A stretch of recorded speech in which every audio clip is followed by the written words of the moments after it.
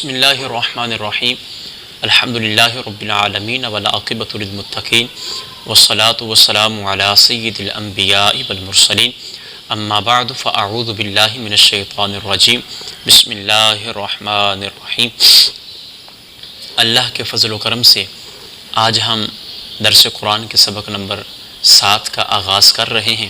سورۃ الفاتحہ کی آیت نمبر صراط الذین انعمت علیہم غیر المغضوب علیہم ولا الضالین، آیت نمبر 7 سے۔ خالق کائنات نے فرمایا صراط الذین انعمت علیہم، راستہ ان کا جن پر تو نے احسان کیا، غیر المغضوب علیہم ولا الضالین، نہ ان کا جن پر غضب ہوا اور نہ بہکے ہوئوں کا۔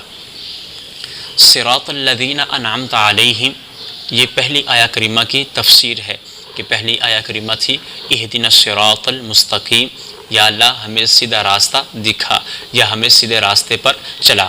اب وہ سیدھا راستہ کون ہے؟ صراط الذین انعمت علیہم، وہ راستہ ان لوگوں کا راستہ جن پر تیرا انعام ہوا۔ اب انعام یافتہ لوگ کون ہیں؟ اس کا بھی قرآن پاک میں ذکر ہے۔ خالق کائنات نے فرمایا فَأُولَٰئِكَ مَعَ الَّذِينَ أَنْعَمَ اللَّهُ عَلَيْهِم مِّنَ النَّبِيِّينَ وَالصِّدِّيقِينَ وَالشُّهَدَاءِ وَالصَّالِحِينَ، فرمایا وہ انعام یافتہ لوگ نبیوں کی جماعت ہے، صدیقوں کی جماعت ہے، شہیدوں کی جماعت ہے اور صالحین کی جماعت ہے۔ وَحَسُنَ أُولَٰئِكَ رَفِيقًا، اور فرمایا یہ کتنے ہی اچھے ساتھی ہیں۔ صراط الذین انعمت علیہم، اس کو ذکر کرنے کی وجہ تسمیہ کیا ہے کہ پہلے ذکر کیا اہدنا الصراط المستقیم، پھر فرمایا صراط الذین انعمت علیہم، اس کو ذکر کرنے کی وجہ کیا ہے؟ امام فخر الدین رازی فرماتے ہیں کہ اس کو ذکر کرنے کی وجہ یہ ہے کہ مرید مکاشفہ تک، مرید ہدایت تک اس وقت تک پہنچ سکتا ہے جب وہ کسی ایسے بندے کے ہاتھ میں ہاتھ دے جو بندہ نیک ہو، صالح ہو، عابد ہو، زاہد ہو۔ جب اس کے ہاتھ میں ہاتھ دے گا تو وہ بندہ اس کو معرفت الہی تک لے جائے گا۔ یعنی یوں سمجھے کہ بعض لوگ ایسے ہیں جن کی عقلیں ناقص ہیں، عقلیں تھوڑی ہیں اور وہ حق کو پہچاننے سے قاصر ہیں، تو یہ جو نیک بندے ہوتے ہیں ان کی عقلیں مضبوط ہیں اور ان کا اللہ کے ساتھ تعلق جوڑا ہوتا ہے۔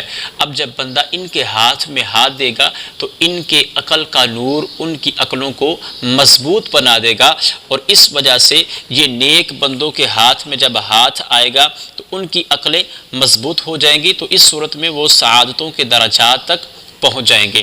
یعنی جب نیکوں کے ہاتھ میں ہاتھ دیں گے، اپنے نیک پیروں کے ہاتھ میں جب مریدین ہاتھ دیتے ہیں تو مقصد یہ ہوتا ہے کہ اس نیک کے صدقے ہم رحمان کی معرفت حاصل کر لیں۔ تو اس کا ذکر اسی وجہ سے کیا کہ صراط الذین انعمت علیہم، اس کا ذکر بھی اسی وجہ سے کیا کہ ان لوگوں کے ہاتھوں میں ہاتھ دو جو نیک ہیں، جو اچھے ہیں، جو پارسا ہے، جن کا اخلاق بہت اچھا ہے، جن کی بولی بہت اچھی ہے، جن کو دیکھنے سے رحمان یاد آ جاتا ہے، کہ ان کے ہاتھوں میں ہاتھ دو تاکہ وہ نیک بندے تمہیں اللہ تک پہنچا دیں۔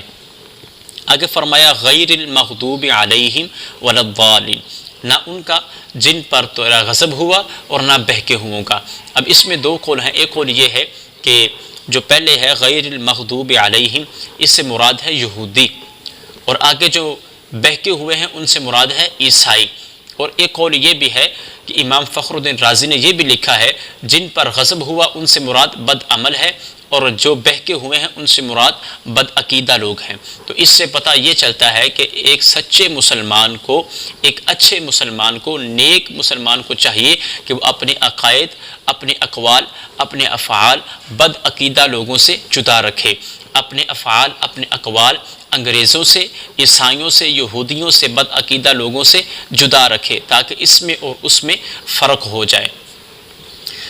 آیت ولا الضالین، اس سے متعلق جو شرعی حکم ہے یہ آپ کے سامنے بیان کرتا ہوں کہ کچھ لوگ ایسے ہیں جو ولا الضالین کو ولا الضالین پڑھتے ہیں۔ اب امام علیہ سنت مجدد دین و ملت سراج الامت نائب امام اعظم الشاہ امام احمد رضا خان فاضل بریلوی رحمۃ اللہ تعالی علیہ، جن کی ضربوں سے آج بد عقیدہ چیخ رہے ہیں اور چیختے رہیں گے قیامت تک، کیونکہ یہ رضا کے نیزے کی مار ہے کہ عدو کے سینے میں غار ہے، کسے چارہ جوئی کا وار ہے، یہ وار وار سے پار ہے۔ تو یہ اعلیٰ حضرت کا خنجر ہے۔ دیکھو کہ اعلیٰ حضرت فرماتے ہیں کہ جو لوگ ولا الضالین کو جان بوجھ کر ولا الضالین پڑھتے ہیں تو یہ افتراء علی اللہ اور تحریف کتاب کریم کرتے ہیں، یعنی کتاب کریم کو بدلتے ہیں اور اللہ پر افتراء باندھتے ہیں، اور ایسا کرنا قطعی حرام ہے اور گناہ کبیرہ میں سے ہے، یعنی ولضالین کو ولضالین ہی پڑھنا چاہیے، ولضالین نہیں پڑھنا چاہیے، کیونکہ اللہ نے ولضالین فرمایا ہے، تو جو بندہ ولضالین پڑھے گا وہ کتاب اللہ کو بدلے گا، تو کتاب اللہ کو بدلنا یہ حرام ہے اور گناہ کبیرہ ہے۔ اب آگے آتا ہے آمین۔ جب سورہ فاتحہ ختم ہوتی ہے تو پھر بندے کہتے ہیں آمین۔ اب آمین کے متعلق شرعی حکم کیا ہے کہ آمین قرآن پاک کا حصہ نہیں ہے، اور فاتحہ کے بعد آمین کہنا یہ سنت ہے۔ ہاں، اگرچہ نماز میں ہو، اگرچہ نماز سے باہر ہو، جب بھی سورہ فاتحہ پڑھے گا تو آمین کہنا سنت ہے۔ آمین کے دو معنی علماء نے بیان کیے ہیں، ایک یہ ہے کہ اے اللہ تو قبول فرما، اور دوسرا آمین کا معنی ہے اے اللہ تو ایسا ہی فرما دے، یعنی دو معنی ہیں اس کے۔ تو یہ جب بھی بندہ سورہ فاتحہ پڑھے اس کے بعد آمین کہنا سنت ہے، لیکن جب نماز کے اندر ہو تو احناف کے نزدیک یہ ہے کہ نماز کے اندر جب آمین پڑھے تو آہستہ آواز سے، نماز کے اندر جب سورہ فاتحہ پڑھے تو آمین آہستہ آواز سے کہے۔